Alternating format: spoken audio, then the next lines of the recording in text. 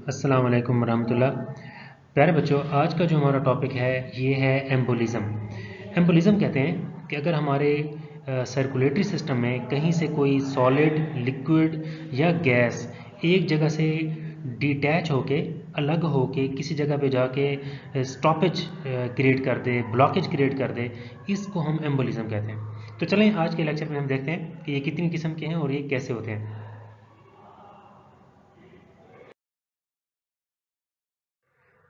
Embolism को अगर हम देखें तो इसको सिंपली हम ये कह सकते हैं, जिस तरह आप ये देख रहे हैं कि ये सिंपल एक जगह पे कहीं क्लॉट बना हुआ है, कहीं एथेरोस्क्लेरोसिस हुई है, वहाँ पे प्लेक बना हुआ है या कोई और थ्रोम्बस बना हुआ है, क्लॉट बना हुआ है, तो ये यहाँ से ट्रैवल होके चला जाता है।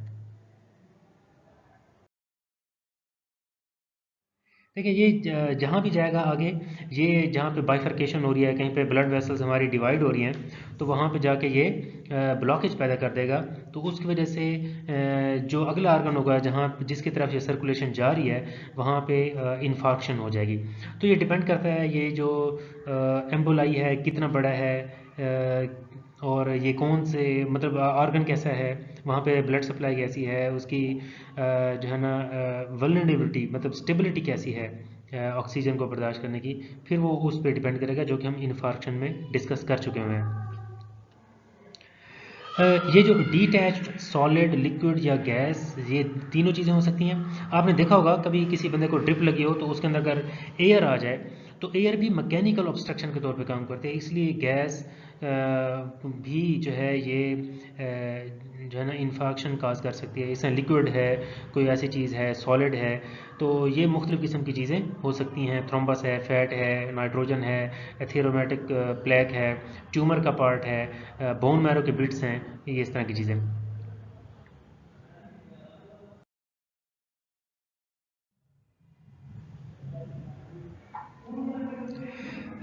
इसमें आपको ये मेन मेन मैं चीज़ें बता रहा हूँ जिसकी वजह से एम्बोलिज्म हो सकती है। फैट एम्बोलिज्म है, पल्मोनरी थ्रोम्बो एम्बोलिज्म है, सिस्टेमिक थ्रोम्बो एम्बोलिज्म है, एमनियोटिक फ्लूइड एम्बोलिज्म है और एयर एम्बोलिज्म है। इनको हम थोड़ा थोड़ा चल के आगे डिस्कस करते हैं।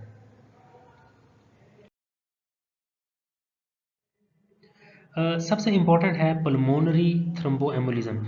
इसका क्या मतलब है कि हमारे लंग्स में कोई क्लॉट आ जाए, कोई थ्रोम्बस आ जाए, तो हम इसको पल्मोनरी थ्रोम्बोएम्बोलिज्म कहते हैं। अब होता क्या है, इसकी जो ये मैंने एक सिंबॉलिक स्ट्रक्चर शो किया है हार्ट का। ये इसके एट्रियम और वेंट्रिकल्स हैं, और ये जो लाइंस शो कर रही हैं, ये ब्लड सप्लाई जो राइट एट्रियम में आती है सुपीरियर और इंफीरियर वेना के जरिए, और ये जो है पल्मोनरी आर्टरी है।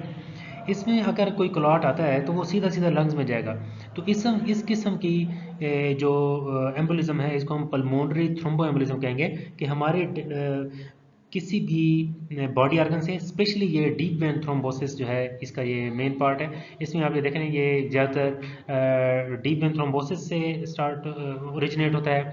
ज़्यादातर इसका जो 95% है वो पोप्लिटियल फोसा है, मतलब कि नी की बैक साइड से ये मतलब क्लॉट ज़्यादा ऊपर आते हैं, लोअर लेग से बहुत कम होते हैं। और जहाँ पे बाइफर्केशन हो रही होती है, वहाँ पे जाके अगर ये क्लॉट फंस जाए तो इसको हम सैडल एम्बोलिस कहते हैं।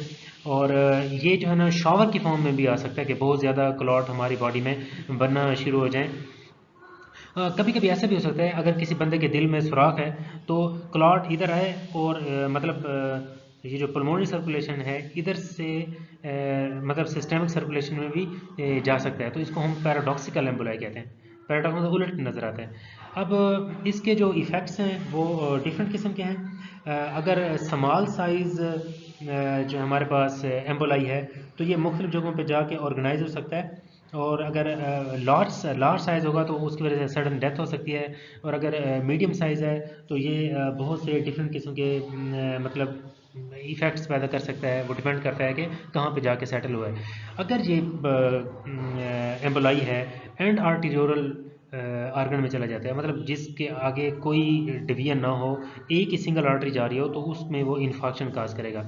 इसी तरह मल्टीपल एम्बोलाई अगर बन रहे हो बार बार, तो वो हमारे जो ये जो वेंट्रिकल है इसका फेलियर का भी सबब बन सकते हैं। ये है पल्मोनरी थ्रोम्बोएम्बोलिज्म के बारे में, मतलब कि लंग्स में कब एम्बोल आएगा, कहाँ से आएगा, हमेशा वेन से आएगा, सीधा आर्टरियम से वेंट्रिकल में और वेंट्रिकल से लंग्स में। लंग्स को इतना ज़्यादा मसला नहीं होता क्योंकि वहाँ पर डबल सप्लाई जा रही है, एक तो ये पल्मोनरी आर्टरी के जरिए और दूसरी वैसे जो ब्रोंकियल आर्टरीज होती हैं जो ऑक्सीजनेटेड ब्लड लेके जा रही होती हैं लंग्स को, उनकी वजह से भी इसको, हाँ अगर ब्रोंकियल आर्टरी भी ब्लॉक हो जाए खुदा न खासा और पल्मोनरी भी, तो फिर ज़्यादा उसका मसला हो सकता है। और ये पल्मोनरी इन्फेक्शन वगैरह, पल्मोनरी हेमरेज वगैरह इसकी वजह से होती है।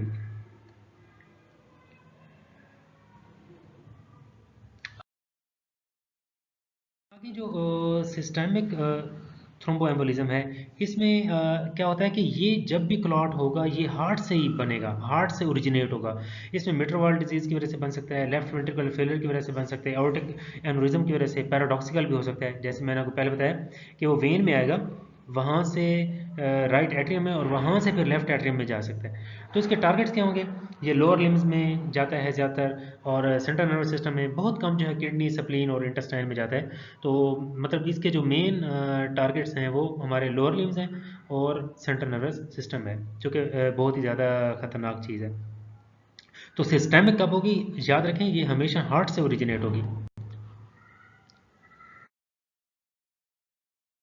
फैट मेटाबॉलिज्म में क्या होता है कि किसी हमारे मैरो, बोन मैरो में या मसल्स जो हैं हमारे बहुत ज़्यादा अगर क्रश इंजरी हो जाए मसल्स में, तो 99% इससे जो ओरिजिनेट होते हैं, 10% जो है ना ये मतलब वैसे एक अदर क्लिनिकल प्रॉब्लम के साथ इसकी डायग्नोसिस होती है, मतलब पल्मोनरी इनसफिशिएंसी हो रही हो, अनीमिया हो रहा हो, थ्रोम्बोसाइटोपेनिया हो रहा हो, पेटिचर रैश बन रही हो, डिलीरियम या कोमा हो रहा हो, तो उनको डायग्नोज करने के चक्कर में ये चीज़ मतलब डायग्नोज होती है कि इनको इसको फैट एम्बोलिज्म हुआ है। अब मोस्टली ये क्या है, अगर हमारे स्केलेटल मसल्स को इंजरी हो जाती है बड़ी सीवियर किस्म की, तब फैट मेटाबॉलिज्म हो सकती है। अब इसमें दोनों किस्म की चेंजेस आती हैं, मैकेनिकल भी और बायोकेमिकल भी। अब इसमें जो फैट ग्लोब्यूल है ना, ये थ्रोम्बोजेनिक होता है। थ्रोम्बोजेनिक होता है मतलब क्लॉट बहुत ज़्यादा बना रहता है, इसकी वजह से थ्रोम्बोसाइटोपिनिया हो जाता है। आरबीसीज को भी इस तरह ये हेमोलिसिस ज़्यादा करा देता है। जब थ्रोम्बोसाइटोपिनिया होगा तो पैचेस वगैरह भी बन जाते हैं, इस तरह ये हमारे नर्वस सिस्टम पर भी इफेक्ट कर सकता है।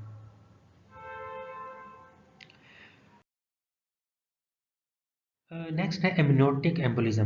एमनियोटिक फ्लूइड, बच्चे की जो कवरिंग है उसके ऊपर जो मतलब जो होता है कवरिंग होती है, वहाँ से या कोई भी एयर चली जाए या कोई फ्लूइड वगैरह माँ में चला जाए, तो इसको हम एमनियोटिक फ्लूइड एम्बोलिज्म कहते हैं। ये है बहुत कम, लेकिन इसमें मोर्टेलिटी रेट बहुत ज़्यादा है, 80% इसमें मोर्टेलिटी रेट है। और उनमें से भी अगर जो बच जाते हैं 20%, 85% सर्वाइवल जो हैं उनके अंदर डिफरेंट न्यूरोलॉजिकल साइंस डेवलप हो जाते हैं, सीवियर डिस्निया होता है, साइनोसिस हो जाते हैं, हाइपोटेंसिव शॉक हो सकता है। तो ये इसके अंदर थ्रोम्बोजेनिक चेंजेस बहुत ज़्यादा आते हैं, मतलब क्लॉट्स बहुत ज़्यादा बनना शुरू हो जाते हैं। इसमें biochemical activation of coagulation system जब होगा तो उसकी वजह से भी बहुत ज़्यादा प्रॉब्लम्स आएंगे। तो ये एमनियोटिक फ्लूइड जो है ये भी बायोकेमिकल एक्टिवेशन ज़्यादा करता है हमारे फिजियोलॉजिकल सिस्टम की। लास्ट जो है एयर एम्बोलिज्म। एयर एम्बोलिज्म क्या होता है, मैंने आपको जैसे बताया कि अगर एयर हमारे सर्कुलेटरी सिस्टम में एंटर हो जाए तो वो भी ऐसे है जैसे पत्थर एंटर हो गया हो। तो इस तरह गैस बबल्स जो हैं सर्कुलेशन में कोयल्स होकर ऑब्स्ट्रक्ट कर देते हैं। कॉरोनरी आर्टरी में बाईपास के जब हो रहा होता है तब सेरिब्रल आर्टरी भी इसकी वजह से ब्लॉक हो सकती है ड्यूरिंग न्यूरो सर्जरी। इस तरह अगर बहुत कम मिकदार में है तो उसका कोई इफेक्ट नहीं है, लेकिन अगर ये ज़्यादा सफिशेंट अमाउंट में है एयर तो बहुत ज़्यादा नुकसान दे सकती है। इनकी जो एक और वजह है एयर एम्बोलिज्म की, वो है डीप कंप्रेशन सिकनेस। जो बहुत डीप सी डाइवर्स होते हैं, अगर वो समंदर में किसी या गहरे पानी में गोता लगाते हैं और एकदम अगर वो ऊपर आ जाए, क्योंकि आपको पता है कि वो सिलेंडर साथ लेके जाते हैं, उसमें 80% 79% नाइट्रोजन होती है, और वो जब ब्लड सर्कुलेशन में चली जाती है, अगर कोई बंदा आराम आराम से ऊपर आएगा तो वो नाइट्रोजन भी आराम आराम से निकल जाती है। लेकिन अगर कोई बंदा एकदम ऊपर आ जाएगा तो वो जो नाइट्रोजन है वो गैस बबल बन जाते हैं और बबल इकट्ठे मिल जाते हैं और वो ऑब्स्ट्रक्शन पैदा कर देते हैं। तो इसलिए डीकम्प्रेशन सिकनेस कहते हैं इसको। और ऐसे बंदे को अगर हम हाई प्रेशर में बिठा के और वो प्रेशर आराम आराम से अगर कम करें तो वो गैस के, अब जब हाई प्रेशर देंगे तो जो बबल्स होंगे वो फिर डिजॉल्व हो जाएंगे ब्लड सर्कुलेशन में। फिर आराम आराम से जब प्रेशर उसका रिलीज करेंगे तो सारी गैस आराम आराम से रिवर्ट होके पल्मोनरी सिस्टम मतलब लंग्स के जरिए निकल जाएगी। तो ये है एम्बोलिज्म के बारे में। सिंपल बात क्या याद रखनी है, ये कोई भी डिटैच्ड मटेरियल होगा जो हमारे सर्कुलेशन में आ जाएगा और कहीं पे भी जाके रुकावट पैदा कर देगा और उसकी वजह से इन्फार्क्शन होगी। ठीक है, तो ये इसकी मेन चीज़ें। और अगर आपने कोई सवाल पूछना है तो आप पूछ सकते हैं। Thank you so much. अल्लाह हाफिज़।